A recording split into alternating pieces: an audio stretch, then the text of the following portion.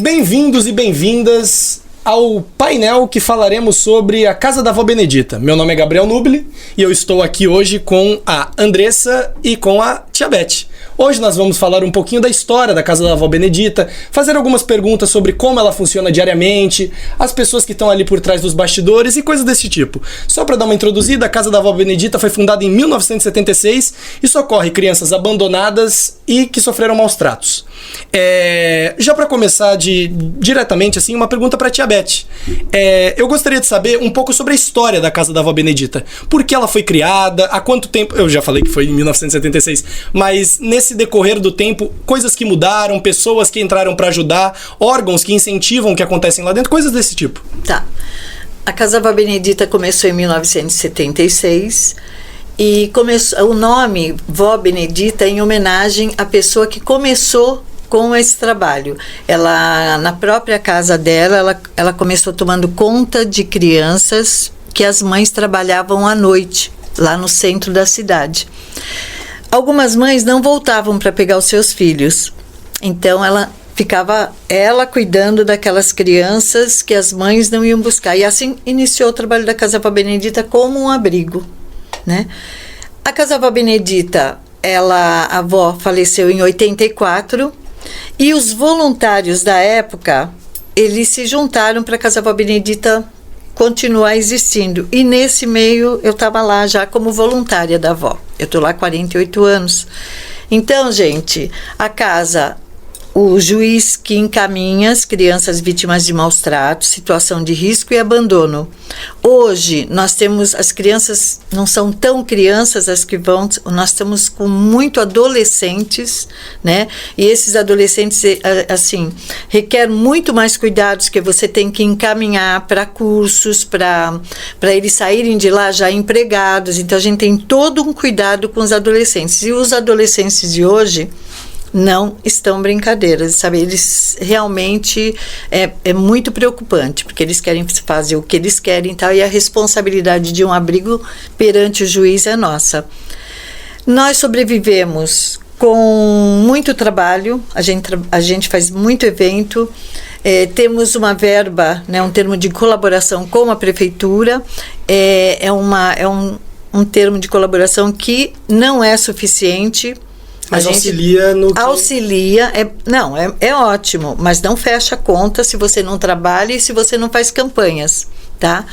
O que mais que eu falaria? Aceitamos doações, a casa também vive de doações, temos voluntários que nos ajudam também, temos projetos como o Devir, aqui representado pela Andressa, e a gente vai caminhando. E também temos uma creche noturna, que tem 60 crianças, né? Às vezes mais, às vezes menos, porque às vezes a mãe muda dali do centro da cidade, a criança já vai para um outro tipo de trabalho. E o forte do Devir está com a gente lá na creche noturna, que é um trabalho feito para as famílias que residem na área de prostituição.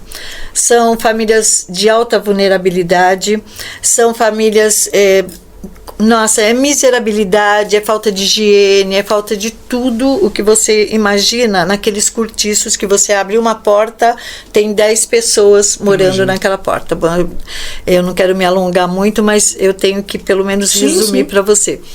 Então, por que a gente fez essa creche noturna? Porque nós tivemos essa ideia justamente para ajudar as famílias, a maioria mães, né, que não, poucos têm a figura paterna ali, e essas mães precisam trabalhar ou estudar, e os filhos ficavam na rua servindo de avião ali para aqueles caras que, leva lá no mercado, eu te dou R$5 tal, e essas crianças hoje estão com a gente.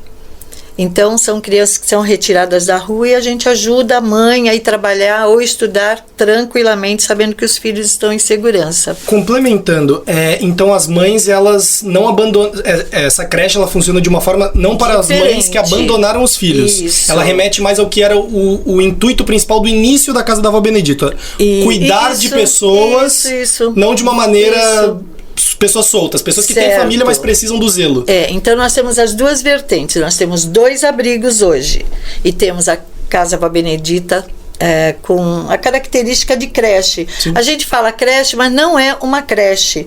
É um espaço noturno, porque nós não temos grade curricular, tal, então a gente tem, mas todo mundo ficou creche e ficou não creche. Me pegou. Pronto.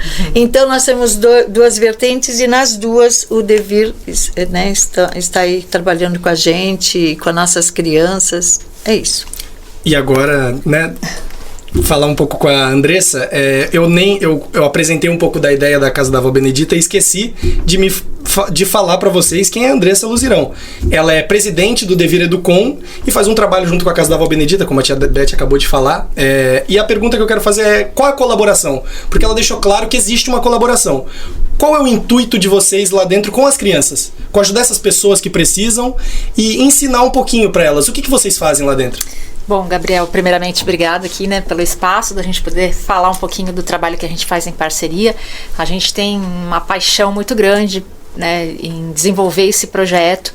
É um projeto chamado Memórias em Rede, um projeto do Instituto Devir Educom, que leva o jornalismo cidadão, o jornalismo brincante, a educação midiática e a memória, aspectos da memória individual, coletiva, social, para as crianças. A gente também trabalha em escolas, mas lá na creche noturna e também com as turmas do abrigo, a gente desenvolve com eles esses aspectos todos que a gente faz eles brincarem de ser jornalistas, né? A gente não tem como objetivo transformá-los em jornalistas, mas fazer com que eles se encontrem ali espaços de expressão, de voz, de escuta, exercício de cidadania, porque às vezes eles não encontram isso em casa. E muitas vezes nem mesmo na escola, né? Porque às vezes a escola não tem esse espaço, né? Há um conteúdo a ser dado dentro da sala de aula. Então o projeto traz essa outra perspectiva, de modo que eles possam criar, produzir, entender o seu valor no mundo, né? Então a gente vai trabalhando várias temáticas, muitas coisas que eles vão nos trazendo e a gente vai construindo coletivamente isso juntos, tanto com as crianças da creche noturna, quanto as crianças e adolescentes do abrigo. Entendi. Então ajuda a criança a desenvolver criatividade. E querendo ou não, como é algo mais pro jornalismo, né, você deixa uma pulguinha atrás da orelha. Então a criança pode já desenvolver, se ela tiver uma fala boa, ela já é mais ou menos Sim, isso, né? Também a gente trabalha a educação midiática, né? Então, pouco a pouco, claro, são crianças, então a gente trabalha de forma muito lúdica. Sim. Outro dia a gente contou a história da Dona Lorota, que navegava pelo rio da internet e que encontrava a Dona Fake. Então, de forma muito lúdica, a gente leva esse aspecto do combate à desinformação, combate à fake news, né? Já com a turma do abrigo, o que a gente observa ali? Uma carência, sobretudo, de afeto. Então, a gente trabalha muito esse aspecto da afetividade com eles, né? Então é um projeto só, Memórias em Rede, com essa concepção aqui bem resumida que eu trouxe, muito inspirada no educador Paulo Freire, né? Então a gente trabalha muito de uma forma horizontal, dialogada, escutando muito eles, de uma forma amorosa.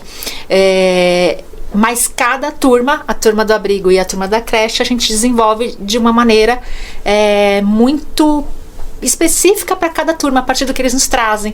A gente, por exemplo, ontem na creche, né, Tia Beth, a gente estava trabalhando com eles as figuras negras, que são... Por quê? Porque um ou outro traz, o meu amigo na escola sofreu preconceito, sofreu bullying. Uma menina que falou que uma amiguinha chamou ela de macaca por causa do cabelo dela. Então a gente muito além de trabalhar esses aspectos negativos, né, do racismo estrutural que a gente ainda vive, a gente trabalha um outro lado, o lado da potência, né? Quantas personalidades potentes negras, quantas figuras. Então eles trouxeram as referências deles, então veio Neymar, Juju Todinho, veio Anitta, e a gente levou novas referências para eles. Então levamos Nelson Mandela, Bell Hooks, Milton Nascimento, Gilberto Gil, para eles ampliarem esse repertório cultural deles, né?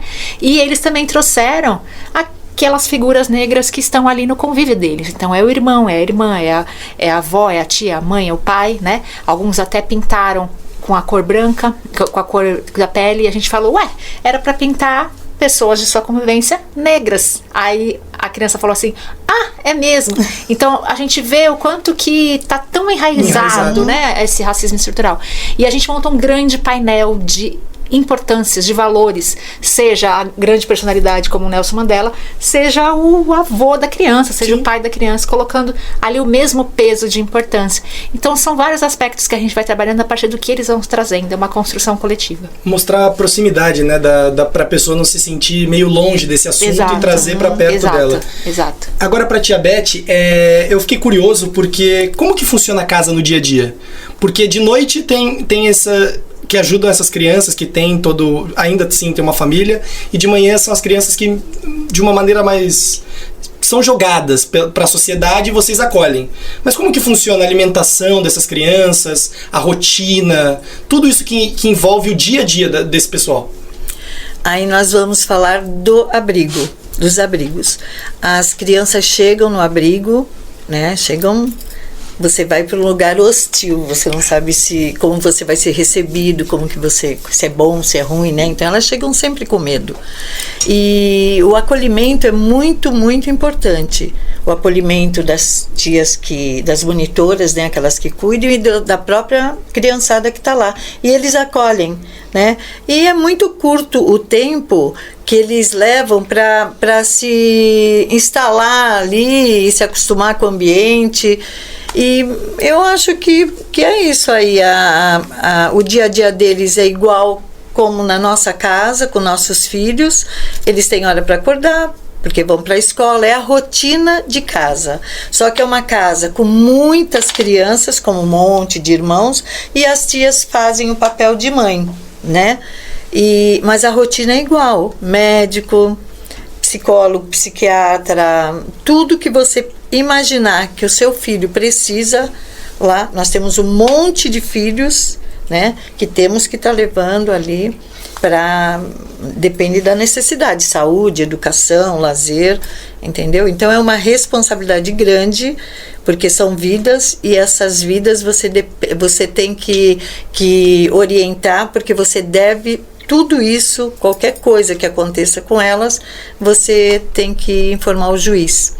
Então é uma responsabilidade muito grande como guardiã, sim, porque você naquele momento está como mãe ali daquela das pessoa, crianças, né? Eu tinha até uma pergunta aqui pra frente que era pra falar sobre isso, sobre a parte psicológica, porque, como você falou, a criança ela chega e ela tá num ambiente que ela não conhece, com pessoas que ela não conhece, num local que ela não conhece, e é algo meio assim, a pessoa deve ficar acuada, e aí, como você disse, as pessoas então têm um auxílio psicológico de profissionais dessa área. Tem assim, eles chegam, são acolhidos, eles vão começar a mostrar aquilo, ele não é como que eu vou te explicar? Eles vão trazendo a vida pregressa deles ali, eles vão mostrando devagarinho. Sim. E aí começam surtos. Muitas vezes eles surtam e quebram as coisas no ambiente, porque eles vão e não conseguem voltar, né? E a gente vai detectando, você manda no neurologista, psicólogo tal, e muitos precisam de psiquiatra. Então tem fora da casa, porque dentro da casa a gente tem uma equipe técnica, e essa equipe cuida da família, do retorno da criança para a família, né? Ou se não tiver condições aquela família por algum motivo, aí sim o juiz coloca para adoção. Entendi. Entendeu? Agora uma pergunta para as duas. Eu queria saber, porque não deve ser algo fácil. Vocês já devem ter passado por muita coisa de ver situações que não são muito agradáveis.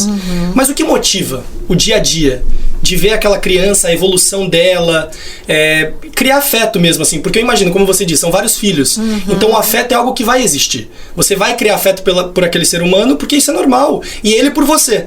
O que motiva esse dia a dia, essa construção, esses passos dados para se tornar mesmo mãe daquela pessoa? Eu vou te falar do dia... Ela depois completa na parte do instituto, né, do projeto. Eu vou te falar assim, no dia a dia da criança, né? Ela chega e eu me perdi. Sobre a criança, sobre você cuidar dela, sim, o que inspira você no dia a dia da criança, isso, né? Como que a gente faz, tal. Então, a criança, o que acontece? Ela tá lá, você quer o melhor para aquela criança, né? Então você vai fazer tudo o teu melhor para ela.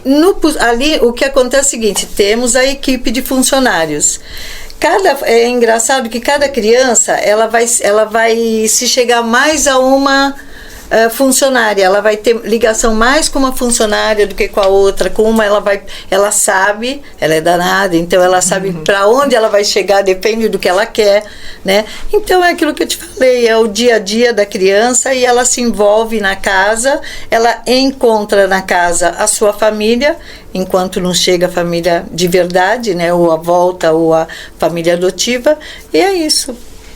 E você, Andressa, o que você... Eu acho que quando a gente tem muito amor, e ouvindo a Tia Beth falar, a gente vê o quanto ela tem de amor no coração dela, e a gente também, dentro do Instituto de Vida Educom, a gente tem muito amor.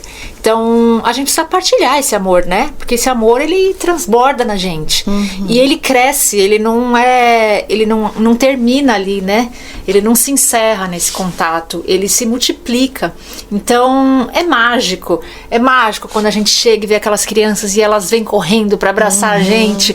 Não é só elas que modificam, que aprendem, que se transformam, nós também. E não é uma transformação porque a gente está ali com crianças de vulnerabilidade, não é só isso.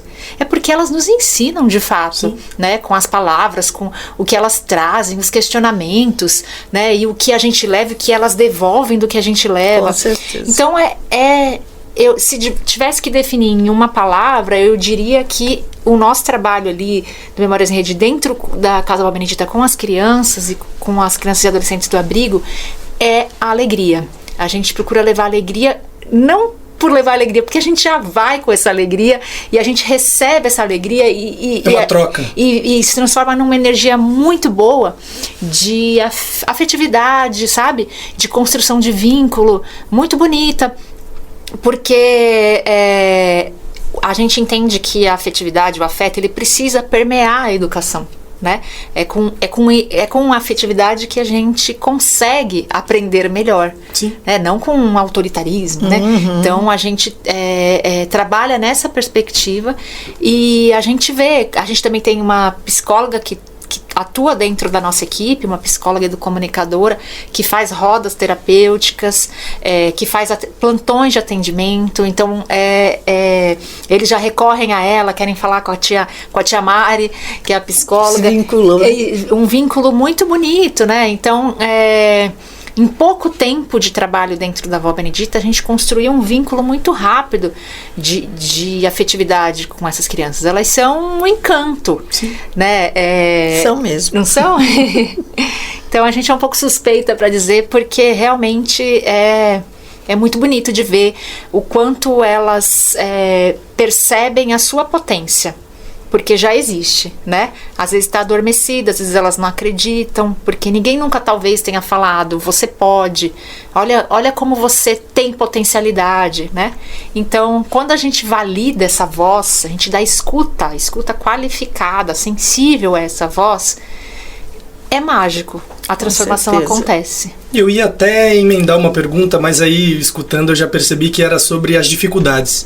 E eu imagino que, assim, pode até existir alguma, mas como você disse, é algo muito de paixão mesmo, assim, mas se teve alguma dificuldade, qual foi ela? Porque, assim, falando um pouco mais sobre o que já foi dito, existem crianças que devem chegar muito acuadas, com medo, com suspeita, com desconfiança. Como que você pega essa criança e faz com que ela acredite no seu projeto?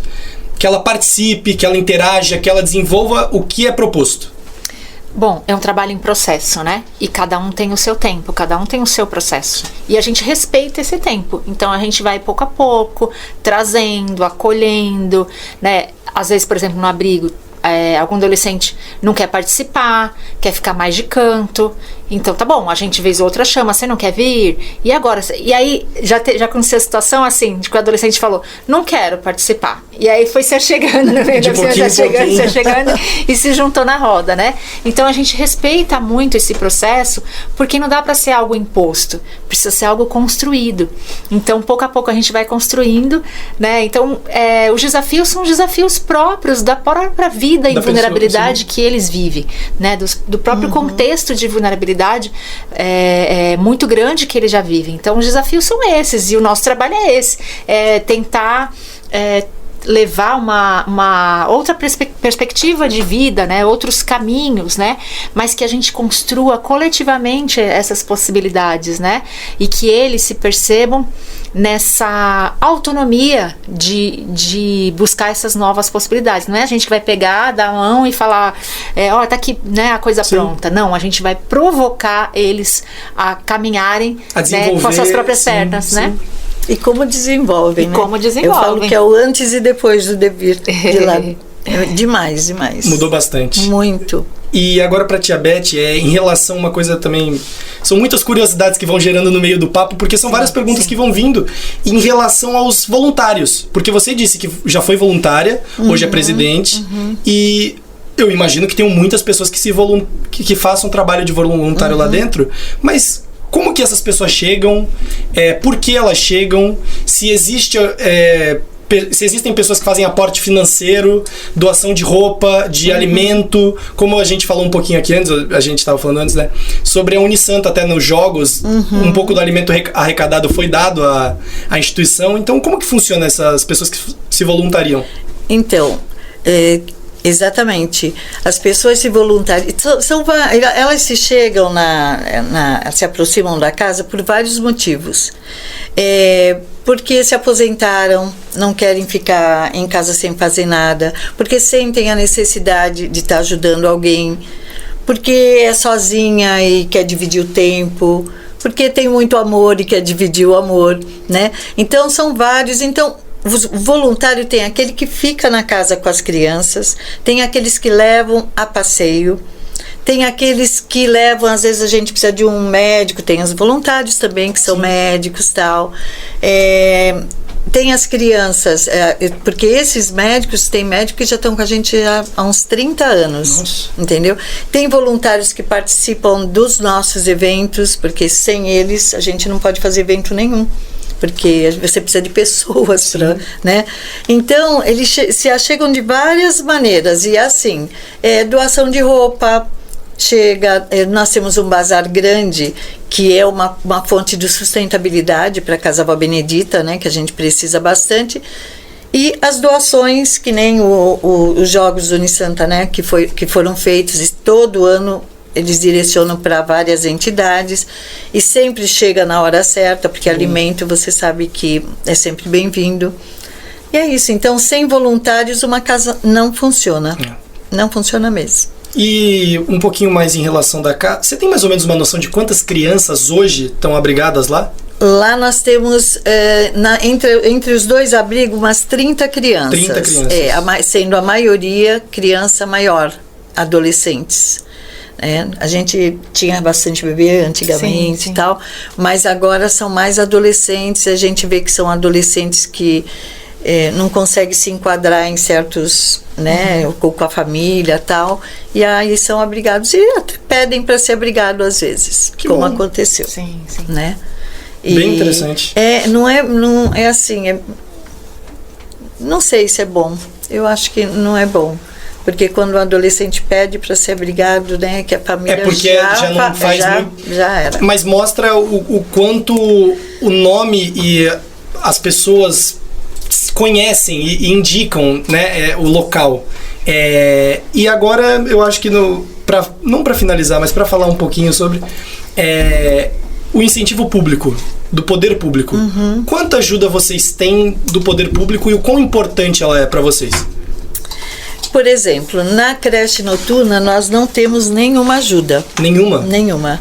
São 60 crianças, a gente também trabalhamos com famílias durante o dia, né? E não temos ajuda nenhuma. Mas absolutamente nada. Nenhuma, nada? Nem procuraram nunca? Não. Aquela casa, ela é comodatada, até a família Teixeira que cedeu para nós, aquela casa onde a Andressa vai, também na creche noturna. Foi uma grande ajuda, porque a gente realmente precisava daquele espaço. De um ambiente, né? Mas cuidar. Lá, assim, fora ajuda, assim... Pontuais, que nem o Santa, ou campanhas que a gente faz, eventos e tal, porque tem a sustentabilidade ali, vem a maioria da comunidade e do nosso trabalho mesmo, porque Não tem nada de ajuda Nenhuma do poder ajuda. público, não. Poder público, não. Agora, os abrigos, sim. Os abrigos têm. Então, por que a gente fica bastante assim apertado sempre e a conta nunca fecha? Porque a gente tem o outro que não tem ajuda de ninguém. E lá precisa muito, porque são famílias, que nem eu falei para você, são famílias assim que realmente não tem nada. No meio do mês bate lá, olha, estou precisando disso, daquilo ou daquilo outro, entendeu? E a gente tá lá para ajudar. Entendi. É porque é um espaço de referência, né, Tia Beth, ali na região do Vila Nova, a Casa Vó Benedita. E a comunidade acaba recorrendo, né? Uma vez, faz alguns anos, eu falei que eu ia fechar. Porque eu não tinha condições mesmo, a gente não tem ajuda. A condição financeira não estava... Não tem, e não está, imagina. Longe de fechar, sempre no negativo. Mas aí a mulherada lá, as famílias, bater panela lá, tal. Aí a gente resolveu continuar, estamos empurrando, entendeu? Eu não quero fechar, não quero. A gente sempre vai buscando ajuda. Tia Beth, a gente precisava ter que tocasse o coração de algum grande empresário, né? Que se sensibilizasse, que pudesse ver de perto o trabalho que é realizado. Porque realmente precisa de um espaço até maior, né, Tia Beth? Para crescer mais. Exatamente. Ali, né? Eu sempre falo, né? Eu acho que tem que ser toque de coração mesmo, porque uma cidade como Santos, Porto, empresas enormes, gente. O que não falta é gente que poderia estar... Não estou falando só pela Casa Vó Benedita, porque tem as outras entidades também precisam. Tem muitas que precisam, muitas. Nós somos muito parceiros, nós estamos da Rede Sementeira. A Rede Sementeira tem várias entidades ali, somos parceiros, e a gente vê que dentro dessa rede o quanto tem entidade que precisa. Mas se você somar o tanto de empresa que tem, é isso aqui, é um grãozinho de areia que não vai fazer falta, entendeu? E pra gente é a solução. É a solução. É a solução. Ela trabalha, por exemplo, lá ontem eu fui pra lá, num porão. A Vó Benedita é assim, a gente ocupa até o porão da casa, que tem não é tão alto assim, né? E eu cheguei lá, a turminha estava lá sentada na roda. É muito lindo o trabalho que eles fazem, sou maior fã. E a gente vê que o que falta é talvez a pessoa ter um olhar, entendeu? Ter um olhar, sensibilizar, olhar, mas para ver, não é olhar assim, tem que parar e olhar, porque entender. Na tua volta tá cheio de pessoas que precisam de você. Sim. Não falo só pela avó, falo pelos meus parceiros também. Todo mundo de pires na mão. Bem difícil a situação. Difícil. Então, aproveitar que isso está sendo gravado, um apelo, né? Aos empresários e até ao poder público, que são instituições e organizações que ajudam muitas pessoas em situações vulneráveis, e mesmo se não estivessem, pessoas que precisam de auxílio e de ajuda. Com certeza. Então, aproveitar que está sendo gravado, né, essa conversa. E falando um pouco, até já que estamos falando um pouco de uma parte mais sensível, qual foi a coisa mais difícil que vocês já passaram dentro da instituição? Tanto você como presidente e antiga auxiliar, e você que começou a entrar com um projeto na organização. O mais difícil, eu sempre vou falar que o mais difícil é quando a criança entra. Porque ela traz uma bagagem assim que corta o coração, né? Você começa a conhecer como foi a vida dessa criança. Então, para mim, vai ser sempre triste a entrada de uma criança. Para mim, eu acho que abrigo não deveria existir. Não é motivo de alegria. Até porque, pelas crianças que você tem nos abrigos e pelo tanto de família que você tem numa cidade, no município, você vai ver que não precisava ter nenhuma criança dentro de um abrigo. Se a gente tivesse um olhar melhor, assim, um olhar mais carinhoso, né, para as crianças. E a gente precisa muito, muito disso, sabe? A comunidade precisa estar presente, as empresas precisam ter esse olhar. Eu tenho uma empresa, eu não sei se eu posso falar ou não aqui, que é a que está me dando sustentabilidade, entendeu? Que não é tudo que eu preciso, mas eu posso te dizer que é o pouco que eu estou recebendo. É o mais que... É o que dá para manter... Para respirar praticamente, não todos os funcionários, mas uma parte dos funcionários da creche noturna. Porque é um trabalho bonito, é um trabalho... Aquelas crianças, ela vê. eles fazem muito antes da hora de entrar, eles já estão lá querendo entrar. Quando é férias, eles ficam lá na porta querendo entrar, entendeu? Eles gostam de lá, então, e são famílias, assim, o irmão vai crescendo, passa da hora, aí vem o outro irmão, e assim vai. Eu gosto muito desse projeto. Gosto do projeto de abrigo, porque a gente ajuda na colocação das crianças nas famílias. Mas gosto do trabalho da creche noturna, porque a gente ajuda essas famílias a se reorganizarem, entendeu? E ter um emprego, e poder cuidar melhor, dar mais qualidade de vida para os seus filhos. E uma coisa que é muito diferente, se você conhecer as crianças da creche noturna e a de abrigo, que a Andressa conhece os dois lados, você vai ver que uma creche noturna, apesar das mães morarem num cortiço e ter a situação de vida que elas têm, precária, as crianças são educadíssimas. Não são? São públicos bastante diferentes, né? Você pode imaginar que, assim, no abrigo, são várias vulnerabilidades reunidas, né? Então, a gente já presenciou momentos muito tristes ali, que você para e pensa, puxa, estamos aqui uma vez por semana, né? A gente fica pensando ali como que é esse dia a dia, esse cotidiano de uma equipe, né? Porque é claro que você constrói vínculos, né, com essas crianças, com esses adolescentes, e de repente está todo mundo em conflito. Porque é natural, irmãos brigam. É normal, né? Do ser humano. Agora, você imagina uma casa, como bem disse a tia Beth, é uma casa com muitas crianças e adolescentes reunidos como irmãos, né? Só que cada um vindo, trazendo a sua bagagem de vida, de muita vulnerabilidade, alguns mais, outros menos, né? E aí, como a gente trabalha muito a partir de histórias de vida, das memórias, então emergem ali histórias que você fala, nossa, uma criança de 7, 8 anos falando ali, né? Expondo uma vida de violência, de criminalidade, né? Então, toca muito mesmo, né? Dá vontade de carregar todas elas, assim, né? Não é fácil. E levar, sabe? Mas a gente vai nesse trabalho, né, de alguma maneira tentando contribuir com um novo olhar, né, que elas possam ressignificar de algum modo a sua vida e buscar caminhos outros, né, que eles possam reconstruir essa vida. É o que a gente é a tentativa, né, que a gente faz. A criança vai crescendo, né, e a gente vai tentando aí cursos, jovem aprendiz, tal, justamente para colocar para a hora que ela tiver que sair, né, que a gente fala, 18 anos sai. Não, 18 anos não sai. Imagine se um adolescente não tem emprego, você vai falar, abrir a porta e vai. Não, a gente vai trabalhando. Eu tive adolescente que ficou lá até 23 anos, até que ele arrumou um emprego tal, e pôde andar com as suas próprias pernas. Então eu acho que o cuidado que um abrigo deve ter é esse. E a situação assim que a gente fica muito feliz é quando uma criança volta para uma família. A tristeza dela chegar, né, de um lado, e a alegria, a gente sente falta da criança, lógico, né? Que nem ela falou, o vínculo se cria. Mas quando ela sai para uma família, ou que a família dela se reestruturou, ou que sai para uma adoção, essa é a parte mais bacana. E a gente continua, porque muitas famílias, o vínculo com a casa continua até adolescentes e casam. Eu já fui madrinha de e é um barato. É isso que eu ia perguntar. A gente está perto de finalizar e eu ia perguntar isso. Como que é ver uma pessoa que saiu do abrigo e teve a sua dignidade que a sociedade empurrou de volta, assim, cresceu, arrumou um emprego, constituiu uma família. Como que é ver essa pessoa de volta? É muito legal, porque teve também alguns que não deram certo.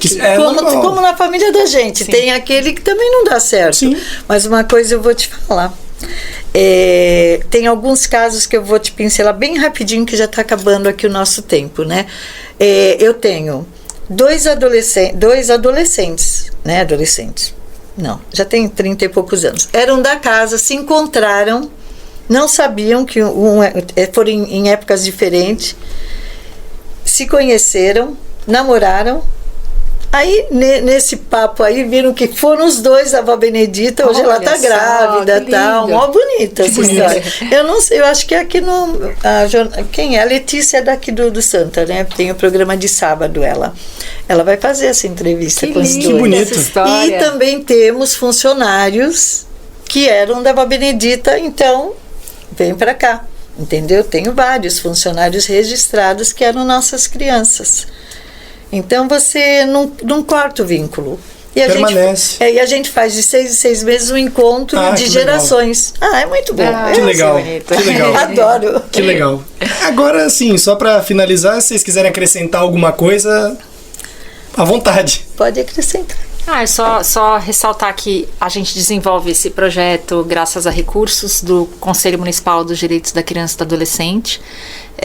Mas quando findar esse período, né, a gente quer continuar, a gente vai batalhar para continuar. A gente tem que pegar uma empresa dessa do Porto para pagar. Isso mesmo, a gente vai lá bater a panela, né? É isso aí. Porque a gente vê realmente que é um impacto muito importante, né, na formação dessas crianças, desses adolescentes. Se vocês quiserem, inclusive, entrevistar eles, né, é tão lindo. Eu falei, a Sofia, né? Sofia a gente não pode deixar de falar da Sofia. Ela vai ser jornalista. Ela tem 8 aninhos, né? Ela é uma menina assim, a gente levou ela para vários locais já para entrevistar e ela se deixar, a gente tem um microfone lúdico, né, de papel, todo colorido. Ai, gente. E ela se apresenta, eu sou a Sofia, repórter do Memórias em Rede, sou da Casa Vó Benedita. E ó, ela sabatina mesmo. E ela falou que ela teve uma audiência pública que ela agradeceu. Queria agradecer o Memórias em Rede porque eu quero ser jornalista e é uma felicidade para mim. Com 8 anos. Com 8 anos. E na frente, assim, de todo mundo, assim, e sabe? ela ainda falou algumas referências que a gente levou de leitura, de roda de leitura. Falou de Paulo Freire, falou de Carolina Maria de Jesus. Eu não aguentei quando ela falou. Todo mundo foi ao delírio, assim. Foi maravilhosa. Menina, né? Aquela menina é linda demais. E é de uma vida, né? Nossa. Num contexto super E ela vulnerável. foi abrigada. Ela é hoje da creche noturna, mas ela era do abrigo. Hoje a mãe dela tem 3 filhos, né?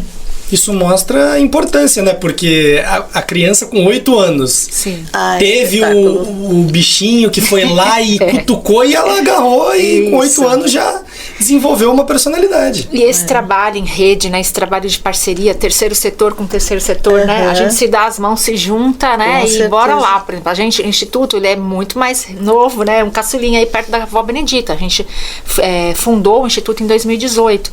Não temos uma sede, mas sonhamos com uma sede, né? Que a gente possa ter, inclusive, um estúdio como esse, como a gente trabalha muito com comunicação, né? Então, como que a gente se fortalece nessas parcerias, né? Se dando a mão e bora lá, né? Vamos juntos. Que faz bem para os dois lados, né? Se completam. Exatamente. E agora, para a Tia Beth, é só para deixar registrado o endereço do Instituto, as redes sociais, o telefone e como que as pessoas podem chegar para, se quiserem apenas doar, nem que seja uma quantia monetária ou roupas, como que chegam até você? Bom, lá na Vó Benedita, a gente faz essa localização lá na Zona Noroeste. Então, é Rua Carlos Caldeira, 675, Jardim Santa Maria. E o telefone é 3299-5415, que nós vamos buscar a doação, agendamos e tudo mais, né? Mas eu gostaria de convidar o pessoal que queira entrar nessa de doar, de ajudar, para ir antes conhecer. Para ver como que funciona. Porque é muito importante, porque doar é a coisa mais fácil, principalmente para quem tem dinheiro. Bota a mão no bolso, e só né? Mas o importante é ir lá para ver onde está sendo usado o dinheiro, o que está sendo feito com as coisas doadas. Eu acho super importante isso, sabe? Então eu convido todo mundo aí que queira, que vá conhecer. Fica aí a Vó Benedita. Memórias em Redes, que está lá com a gente, que a Andressa vai falar um pouquinho na despedida.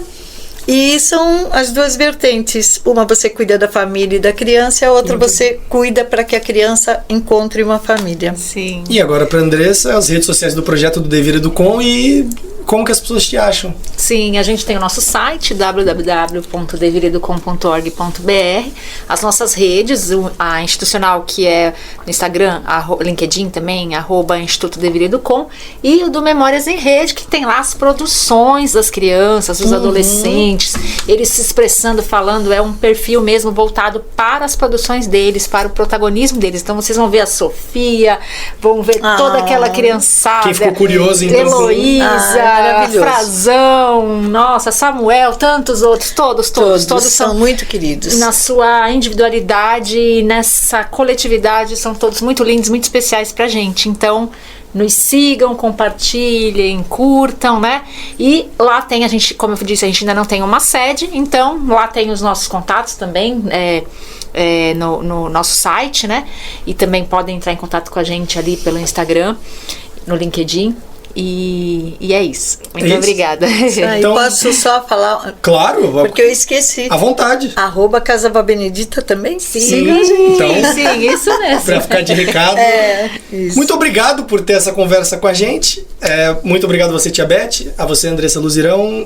E agora, só pra falar um pouco dos créditos, esse painel foi feito por mim, Gabriel Nubile, pela produtora Beatriz Pires, o assistente de produção Rafael Salles, o making off ficou com Lucas Oliveira, o cinegrafista João Vitor Queiroz, Mariane Farias e Gustavo Cardoso, a fotografia com Raquel Tavares e Yasmin Mercedes, pautas com a equipe do 2º ano de jornalismo da Faculdade Unisanta e a coordenação de arte feita pela professora Wanda Schumann.